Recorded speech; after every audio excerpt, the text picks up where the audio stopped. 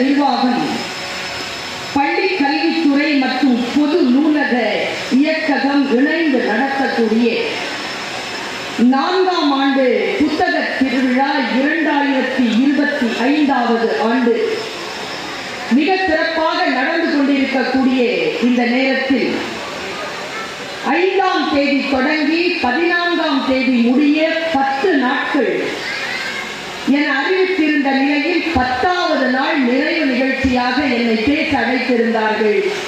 வந்த அந்த வினாடியில் தெரிந்தது, இன்னும் ஒரு நாள் அதிக நீட்டிப்பு இந்த திருவிழாவுக்கு கிடைத்திருக்கிறது.